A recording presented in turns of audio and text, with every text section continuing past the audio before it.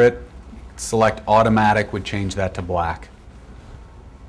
All right. In this case, it's kind of 6 of one, half dozen of the other, because using Control 1 to format involves a lot of tabs and keystrokes, and it's all right, well, what I want to do here is, because that involves a formula, basically taking the prior year plus 25 basis points, I can now copy this across.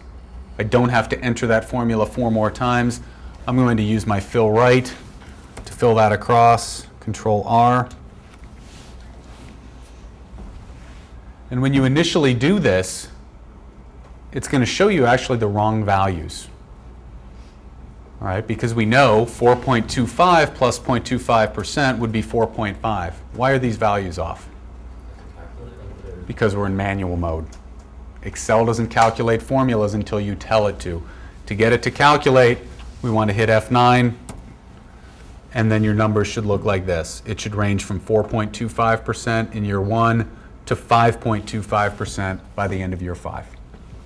Now we can also, because we're making the same assumption regarding our interest earned on cash, that is, the interest rate earned on cash is going to increase by 25 basis points a year, we can actually copy this formula down as well, instead of having to retype a formula and refill across to the right. If you select, or if you keep those 5 cells selected, hold down Shift, use your down arrow key once. Now we can use our fill down command, Control D, F9 to recalc, and now we've got the interest rates earned on cash. All right, so that fill can be used not only to fill to the right, can also be used to fill down. Some cases you can fill to the left as well. There really aren't many cases you're going to need to do that, but I think you can. All right, well, the next item we need to do now, because we know what LIBOR is, now we can calculate what our floating interest rates are going to be. That is the interest rate on our revolver, the interest rate on our term loan. Before we do that, though, I want to point out how we've input the spread, that is the pricing spread, into the worksheet, and show you a little bit more on formatting. All right, so I've scrolled over to cell B40, B40, to the revolver, and you see that we've got that 2% plus LI in this cell. All right, this is our spread. When we say that LIBOR is going, or the revolver will be priced at 200 basis points over LIBOR, that equals 2% over LIBOR. So 2.0% plus LI represents that spread. Same thing for the term loan. In that case, it's 2.5% plus LI. But if we look in the formula bar up here, we don't see anything about plus LI. All we see is 2%. So what's going on here? Why do we have 2% there and 2% plus LI down below? Can anybody tell me?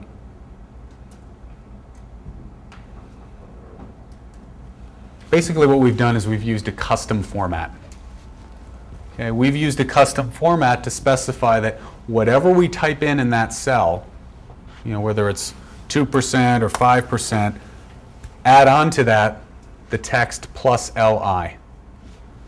Right? And if we go to Control 1, if we go to Format again, go back to the Number tab, you don't have to do this on yours. I just want to show you where you would go to create or use a custom format. If you go to that Format and then the Number tab, you'll see that we have Custom highlighted. So we're using a custom format, and we've selected the format, enter in some numerical value as a percentage plus LI. You can create, you can change custom formats however you'd like.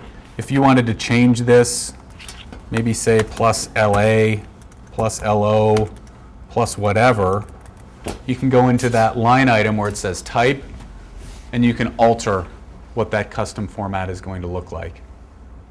Create something that maybe you want to use later on, create something that you're going to use in another spreadsheet sometime down the road. But that's how a custom format is created. And then to select that, you would select custom, and then you'd have a list of all your custom formats. Now, calculating the interest rate is very simple. Basically, what we're going to do each year is we're going to take that year's LIBOR plus our spread.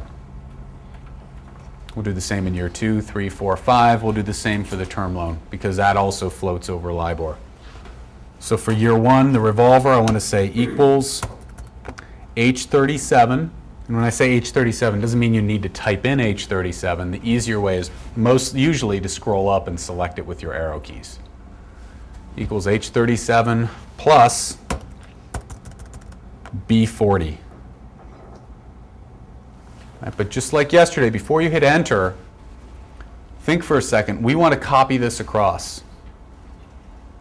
And if I were to copy this across the way it's currently entered into this cell, in year two, it would say equals I37 plus C40. And C40 is not the right cell. I need to lock on that reference to B40. Just like I did yesterday, we lock by using F4. And now when I copy that across, no matter where I copy this in my worksheet, it's going to refer to 3 cells up, but always refer to this cell. All right, so we've permanently locked on that cell.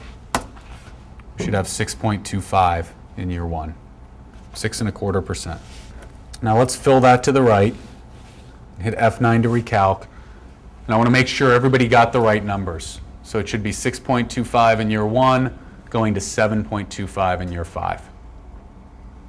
Right? If you get 11.25 in year 5, it means you probably forgot to lock on B40. All right, but check your numbers. Does everybody have these numbers after you've hit F9? Term loan, basically the same methodology.